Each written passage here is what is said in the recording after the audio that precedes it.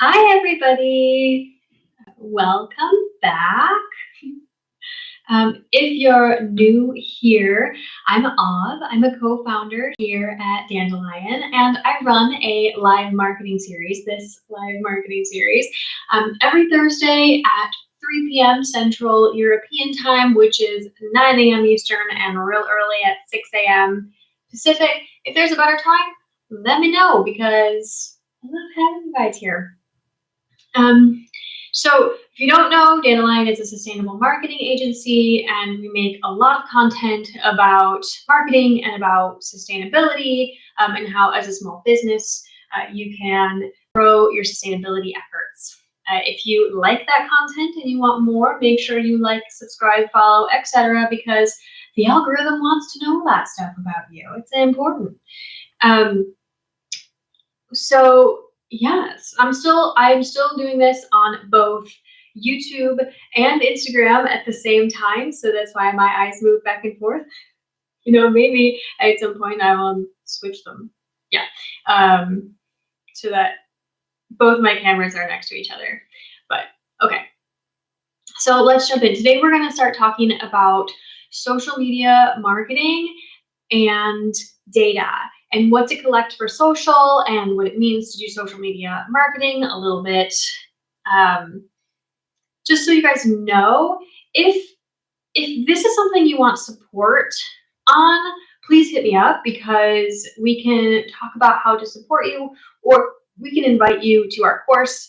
A lot of this live marketing series comes directly from our course, where we can work together really hands-on in a really affordable way to help you build a brand that focuses on this sort of holistic content marketing and this sort of holistic brand building. So that's coming up. Just hit me up if you want to know about it. Social media marketing is something that we do quite a bit. So that's, and the way we do it isn't just like making a set of really pretty posts and then posting them and being like, oh man, I don't know. It takes a lot of patience. It takes a lot of time. It takes a lot of attention to really truly grow and connect with your audience through social. Now it's a little bit less telling. The data on social media is a little bit less telling than your email data. And if you want to know more about email data, my live from last week talked all about email and the benchmarks to look at. So I highly recommend going and watching that one because it was really good. But the reason why your social data is a little bit less telling is because the barrier to entry is lower. Super easy to follow somebody. It's super easy to like somebody. The audience on social tends to be less loyal, less interested in your brand in general. They may have just thought that you posted something pretty. And likes on social media don't necessarily equal sales. As a matter of fact, they definitely don't. So how do you grow it so that they can is thinking about it in a way that this is a tool. Social media is a tool to help improve your brand awareness and to show up really consistently with the same voice, so people know what to expect from you. And hopefully the way we work with it is holistically to get them into your website, to get them on your email list, to just deepen the relationship that you have with your audience and your potential customers. If you're reporting on social media, one thing I will say, and I know I've touched on this every week, is that we do marketing reports every single week. And there's a reason for that. And to be honest, it's mostly because of social media. The best insights for both Facebook and Instagram come in the last 7 daes. Last 7 days section in social media, for both Facebook and Instagram. That gives you the most comprehensive data set there. It gives you the best overview of how you actually did is a 7-day view. So we do suggest collecting data on a set schedule every week so that you can track everything. Even if you don't make reports week over week, social is one of the one platforms that it's not as nice if you're looking back at data. The previous like customized dates aren't as nice. They don't give you as full of information. That could change. One of the best things about social, and also one of the most frustrating in talking about social on a regular basis when it comes to marketing, is how often the insights change. It's great. Everything changes on social all the time. It keeps you on your toes. So it's a little difficult to cover what are the best things to watch. But in general, you want to know about how what you post is received. You want to know like who follows you, what they like. And that's pretty much it. You want to know like what the people that follow you like. And who follows you, because you want to know if they're the right audience for you. If your social media audience doesn't match your email audience in particular, especially if email is one of your main sales drivers, you might want to consider how you're speaking in your social, because as you improve your social media, if they're not the same or they're not the audience that you want them to be in your emails, you might have an audience mismatch there and start to see email issues. Yeah, you might start to see email issues if you're driving traffic from social to email and those two audiences are quite different. That's something to really consider. But that's why we do this holistically, because all of these pieces matter, because they're all tools to growing your brand, to growing the trust of your brand, right? So there is no like, I'll just put it on social and they'll just become a customer, or you really need to think about how you're communicating across all of your platforms. It's extremely important to keep those things consistent. So for social media, we use post types in our marketing strategies so that we can make it really easy to know like what we post. Because as it relates to data, if I look at something from 3 months ago and it just has like post about course as the top post, I need to know in my mind that was an offer post in order to really understand how well that post did, if that makes any sense. So we use post types, and each post type can be different subjects, but it does need it, and each post type uses a different sort of language, a different sort of imagery, so that we can always see what does the best and what does the worst. As it relates to what to track, best and worst posts is one of the best things to track. This is based on engagement. And again, this metric is changing a lot. And the engagement metric has changed just in the past couple of months, I would say. So especially on Instagram, the insights on Instagram are changing quite a bit. But it lets us know, tracking based on engagement per post and knowing what is doing the best and what is doing the worst lets you know what people like and what they aren't resonating with.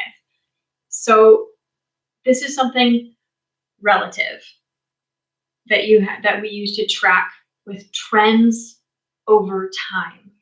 So let's say you have a week that has really strong posts and a week that doesn't have as many strong posts. Comparing those two things one to one doesn't really make a lot of sense. It just doesn't. But if you're looking at if you're using post types especially, and you're looking over time, 3 months is usually what we're looking over time. That's how often we change our social post index, which is just a document that we use to list our post types and the content and the information about each post type. If you're looking over 3 months and you noticed that a specific post type is consistently the highest, engaged with, we might increase the frequency of that post type or lean into the tone you use with that post type a little bit more often. If you see something that is consistently the lowest of engagement, a post type that is consistently engaged with and not very often, like not well, we work to figure out why that is and how to optimize it. So that can mean anything. We have a client that has live classes, for instance, and their live class posts tend to be okay, engaged with pretty well. But we want to optimize it so that people go click on it and go make purchases. So that would in the beginning that wasn't happening so often. So we were watching it to say, okay, how can we get this? How can we optimize this post type to make sure that it does the goal that's set out for that post type? I know this is a lot because social media is not cut and dry. It's not super forward, and it's really easy to get super bogged down in this type of information. So I'm trying to go through kind of slowly through like thinking about data. It's just not as clear as it is with email or website. It's something that is a little bit more, it's a little faster. It's a little bit more ongoing. It's a little bit more feeling, more engagement, more empathy with your audience because it happens so fast. Things get irrelevant and change so fast on social media. But it's also one of the best places to keep your finger on the pulse of how your audience is reacting to things, right? So as it relates to best and worst, if you're using post types and you see that there isn't a consistent worst post type or a consistent best post type, that's a good thing because it means that again, it's relative. There's always if you post two things, one of them is going to be the best and one of them is going to be the worst. So, but if this is a kind of random and you're seeing on a consistent basis that it feels a little random with your best and worst, check out your overall engagement. If your best and worst, if there is no consistent winner, no consistent loser, it might mean that you're just doing a really good job. It might also mean that in general, you're not. So look at your overall engagement, look at how people are responding, try to see, like, is it acceptable to you? Another thing to check is your account reach. How many people are seeing your posts? Are they coming from hashtags? Are they coming because they're following you and your followers are really engaged? Who is seeing your posts and why? This metric has also just changed on Instagram, actually. So, and on Facebook with the ones from hashtags. There are some things that I can't see, but like our assistant can see. Also, that's an interesting thing. Depending on where you are in the world, your insights might look a little bit differently. So that's the world of social. Hi. Profile visits is something that we track across any set of insights that we can, because it's a good indicator of interest. Whether it's your content or your brand, profile visits indicate that you're doing something really interesting. On weeks that are really high, what did you post? That's what you want to know about. If you see, holy shit, I had way more profile views this week than I've ever had before. Why? What did you post? What do you think drew those profile visits? That one is one of the best questions you can ask yourself, because that's the damn goal, right? You want people to show up and look at your stuff. Super important. The last one that is really, really important that isn't going away is clicks. This is especially important for Instagram. And Instagram is one of the best places for brands to build their awareness right now. Hi, Instagram. Hi. Clicks are really, really, really important because it really is the main goal.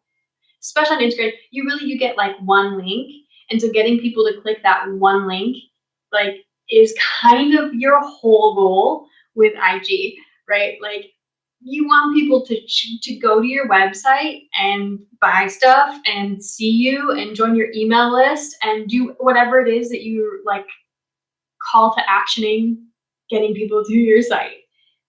So if you see an especially high click number, what did you post? What did you post to get people to click? Like, profile visits and clicks, figure out what it was. Sometimes it's something really interesting we see is that a post that has low engagement, low likes, not so many comments, might have a high number of clicks on it, might drive people to your profile. So that's also what kind of makes social media a little bit weird. Facebook and Instagram, they're doing a better job of changing their insights to make that a little bit easier to understand. I mean, it's such a constantly changing world. It's weird. But getting an indicator of, like, we post blog posts and videos, and sometimes they're the lowest ones of people of likes and interests, but they will drive, they'll drive a bunch of clicks, more clicks than normal. So that's just something to be super aware of when you're looking at your social media data. Okay, let's go with some really good tips and tricks and a vanity metric. Okay, biggest tip. Don't sweat your organic reach. Something that's frustrating for pages right now, especially on Facebook, is that it's extremely low. Organic traffic on Facebook pages are pretty low for brands. This is just how it's been. That can always change, though. Facebook is just not as interested in sharing brand information on the newsfeed of their consumers. And I don't really blame them, because brands always want to push people off Facebook. Facebook doesn't want that. So Facebook owns Instagram. Instagram is trending that way too. Business profiles, brand profiles, CTAs, imagery with words on them, that kind of stuff is making, and like algorithm updates, they're making brand traffic on Facebook and Instagram both lower. So if you're not seeing the organic traffic that you want to or that you expect, and you're not paying for it, I mean, there's that whole other level of they want you to pay for it. Like, Facebook and Instagram are businesses. They want you to pay for people to see your posts as a brand. If you're not doing that, don't sweat your organic traffic. Just keep posting, okay? Just keep posting and engage with the platform. Actually engaging with the platform yourself, commenting on people's posts. A really good one is, if you post something, go to one of the hashtags that from the post you just made and engage with the most recent posts that also have that hashtag. It's a really good way to boost your platform engagement and your organic traffic. But don't worry too much about organic reach, because Facebook and Instagram just aren't prioritizing that right now. For a trick, when you see a spike, make note of it on your spreadsheet or on your strategy document. Like, if you see that people really, really, really loved a certain type of post that you're creating, write that down. If you see a trend, write it down. You will not remember it when you need to. When you go back to your strategy and you're like, what was that thing? You're not going to remember it, because you could probably tell by this live, things are changing all the time. And it's really hard to get back to the data that you were seeing in the same mindset and the same information. So write it down. I always say, keep a column for notes, and then just keep your notes and just reread them.